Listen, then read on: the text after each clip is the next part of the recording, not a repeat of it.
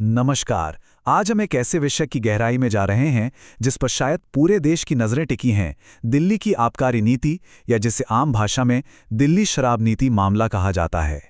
इस एक्सप्लेनर में हम सोर्स मटेरियल में दिए गए तथ्यों, असली टाइमलाइन और अदालत के उन चौंकाने वाले निष्कर्षों को बिल्कुल निष्पक्ष तरीके से देखेंगे जो टीवी बहसों में अक्सर सुनने को नहीं मिलते।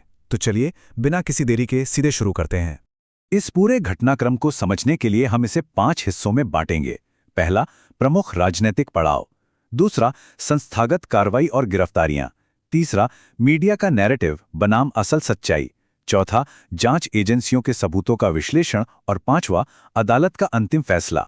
तो आइए पहले हिस्से की तरफ बढ़ते हैं, प्रमुख राजनीतिक पड़ाव। अगर हम सोर्स में दी गई टाइमलाइन को देखें तो कहानी शुरू होती है फरवरी 2020 में, जब आम आदमी पार्टी दिल्ली में दोबारा जीत दर्ज करती है। फिर मार्च 2022 में पंजाब में उन्हें भारी जीत मिलती है और इसके ठीक एक महीने बाद अप्रैल 2022 में वो गुजरात चुनाव के लिए अपना आक्रामक अभियान शुरू करते हैं। सोर्स के मुताबिक ये जो पार्टी का इतनी तेजी से राष्ट्रीय स्तर पर विस्तार हो रहा था ना, उसे सत्ताधारी दल के लिए एक खतरे की घंटी के तौर पर देखा जाने लगा था। अब सवाल उठता है कि ये विस्तार इतनी तेजी से क्यों हो रहा था। सोर्स इसका श्रेय पार्टी के गवर्नेंस मॉडल को देता है। उनके हेल्थ केयर मॉडल, खासकर मोहल्ला क्लिनिक और एजुकेशन में हैप्पीनेस करिकुलम की सिर्फ देश में ही नहीं बल्कि अंतर्राष्ट्रीय स्तर पर भी खूब चर्चा हो रही थी। संयुक्त राष्ट्र के अधिकारियों से लेकर अमेरिका की प्रथम महिला तक ने इन कामों की तारीफ की थी। तो एक तरह से देश के सामने एक नए विकल्प का नैरेटिव सेट हो रहा था। इसके बाद आता है हमारा दूसरा चरण, संस्थागत कार्रवाई और गिरफ्तारियां। यहां घटनाओं की टाइमिंग पर गौर करना बहुत दिलचस्प है। अप्रैल 2022 में गुजरात में चुनाव अभियान शुरू होता है और देखिए, ठीक अगले महीने मई 2022 में स्वास्थ्य मंत्री सत्येंद्र जैन को एक पुराने मामले में गिरफ्तार कर लिया जाता है। फिर जुलाई में केंद्र द्वारा नियुक्त दिल्ली के उपराज्यपाल इस नई शराब नीति पर सीबीआई जांच का आदेश दे देते हैं और अगस्त आते आते तत्कालीन शिक्षा मंत्री मनीष सिसोदिया पर एफआईआर दर्ज हो जाती है। सोर्स साफ तौर पर इस बात पर जोर देता है कि ये सभी कदम बहुत ही कम समय के भीतर एक के बाद एक उठाए गए। लेकिन एक मिनट, ये नई आबकारी नीति थी क्या? पुरानी नीति के तहत शराब की बिक्री मुख्य रूप से सरकार के हाथों में थी। नई नीति में इसे प्राइवेटाइज कर दिया गया। लेकिन जो सबसे बड़ा बदलाव था वो थी लाइसेंस की फीस। रिटेल लाइसेंस की फीस 8 लाख रुपए से बढ़ाकर सीधे 75 लाख रुपए कर दी गई और होलसेल के लिए तो सीधे 5 करोड़ रुपए प्रति वर्ष की भारी भरकम फीस तय कर दी गई। अब यहां सोर्स एक बहुत ही चौंकाने वाली वित्तीय विडंबना की ओर इशारा करता है। सोचने वाली बात है कि जब भी कोई घोटाला होता है तो सरकारी खजाने को नुकसान पहुंचता है ना? लेकिन इस मामले में सरकार का राजस्व लक्ष्य 741 करोड़ रुपए था, जबकि असल में उन्हें 8,900 करोड़ रुपए मिले। जी हां, लक्ष्य से 27% ज्यादा कमाई। सोर्स के मुताबिक ये इतिहास का शायद पहला ऐसा कथित भ्रष्टाचार का मामला है जहां सरकारी खजाने में पैसा घट नहीं बल्कि बढ़ रहा था। लेकिन इस रिकॉर्ड राजस्व के बावजूद गिरफ्तारियों का सिलसिला नहीं थमा। सोर्स की टाइमलाइन बताती है कि सितंबर 2022 में विजय नायर की गिरफ्तारी होती है, फिर फरवरी 2023 में मनीष सिसोदिया, अक्टूबर 2023 में संजय सिंह और आखिरकार मार्च 2024 में मुख्यमंत्री अरविंद केजरीवाल को गिरफ्तार कर लिया जाता है। मतलब सिर्फ 2 साल के भीतर एक पूरी राजनीतिक पार्टी का शीर्ष नेतृत्व सलाखों के पीछे था। अब कोई भी सोच सकता है कि बिना दोष साबित हुए कोई इतने लंबे समय तक जेल में कैसे रह सकता है। इसका जवाब है पीएमएलए, यानी prevention of money laundering act. Source समझाता है कि इस कानून की धारा 45 हमारे सामान्य कानूनों से बिल्कुल उल्टी चलती है। आमतौर पर इनोसेंट अंटिल प्रूवन गिल्टी का सिद्धांत होता है, लेकिन पीएमएलए में जमानत मिलना लगभग नामुमकिन है, क्योंकि जज को जमानत देने से पहले ही यह संतुष्ट होना पड़ता है कि आरोपी निर्दोष है। सोर्स के अनुसार इसी कानूनी पेच का इस्तेमाल नेताओं को बिना सजा के जेल में रखने के लिए किया गया। चलिए अब तीसरे चरण की ओर चलते हैं, मीडिया का नैरेटिव बनाम वास्तविकता। यहां एक बहुत बड़ा विरोधाभास देखने को मिलता है। एक तरफ टीवी चैनलों पर जांच एजेंसियों की चार्जशीट को ऐसे दिखाया गया जैसे वो कोई अंतिम सत्य हो और रातों रात इसे एक निर्विवाद घोटाला घोषित कर दिया गया। लेकिन जब यही मामला कोर्ट में गया तो कहानी बिल्कुल पलट गई।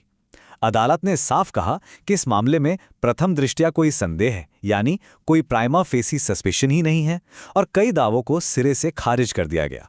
सोर्स इस पूरी स्थिति को एक बहुत ही बेहतरीन लाइन से समझाता है जांच एजेंसियां तो चार्जशीट में ये भी लिख सकती हैं कि सूरज दक्षिण से उगता है, लेकिन अदालत में साबित होने तक ये सिर्फ एक राय है।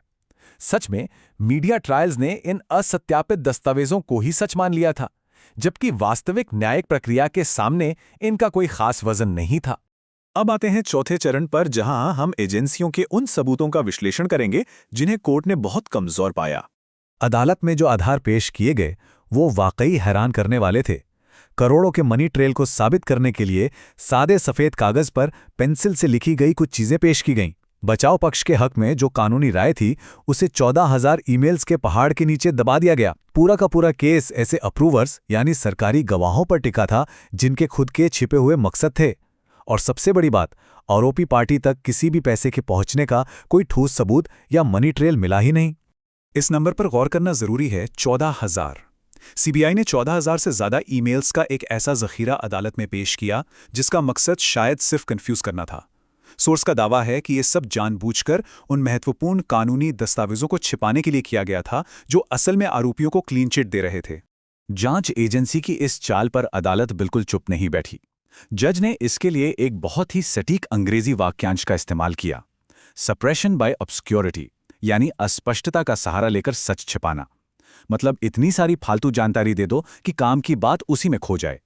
अदालत ने बचाव पक्ष के सबूतों को इस तरह छिपाने की रणनीति की कड़ी आलोचना की। अब इस मामले के एक मुख्य अप्रूवर शरद चंद्र रेड्डी की टाइमलाइन को ही देख लीजिए। सोर्स के मुताबिक पहले उन्हें एजेंसी गिरफ्तार करती है, फिर उनकी कंपनी इलेक्टोरल बॉन्ड के जरिए 5 करोड़ रुपए का चंदा देती है। इसके बाद जिस पीएमएलए कानून में जमानत मिलना लोहे के चने चबाना है, वहां उन्हें सिर्फ पीठ दर्द के आधार पर जमानत मिल जाती है और वो सरकारी गवाह बन जाते हैं। और तो और बाहर आकर वो 25 करोड़ रुपए का अतिरिक्त चंदा देते हैं।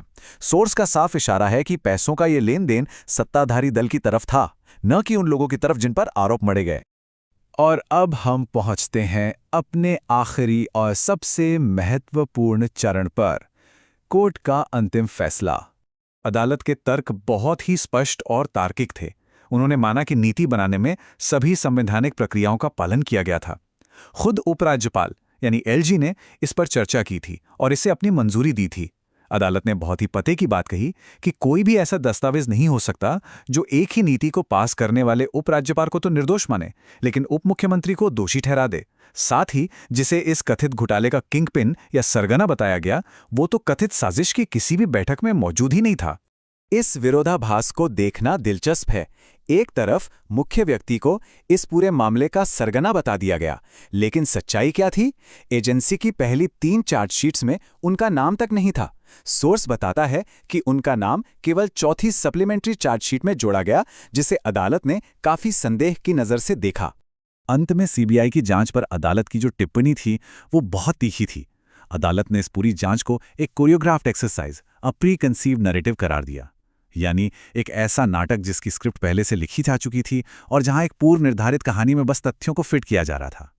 बात इतनी गंभीर थी कि अदालत ने जांच करने वाले मुख्य अधिकारी के खिलाफ ही विभागीय जांच के आदेश दे दिए। तो अंत में इस एक्सप्लेनर से एक बहुत ही गहरा और चुभने वाला सवाल खड़ा होता है। जब किसी ट्रायल के शुरू होने से पहले ही टीवी स्क्रीन और मीडिया नैरेटिव किसी को दोषी घोषित कर देते हैं, तो कोई भी आम नागरिक या हमारे लोकतांत्रिक संस्थान असली न्यायिक सच्चाई को कैसे पहचाने? ये विश्लेषण हमें दिखाता है कि शोरगुल भरे मीडिया ट्रायल्स और शांत अदालत के कमरों में पेश हुए वास्तविक साक्ष्यों के बीच कितना बड़ा फासला हो सकता है। क्या हर सुनी सुनाई बात पर यकीन कर लेना चाहिए? ये निश्चित रूप से विचार करने योग्य है। इस अहम मुद्दे को गहराई से समझने के लिए, साथ जुड़ने के लिए बहुत बहुत धन्यवाद।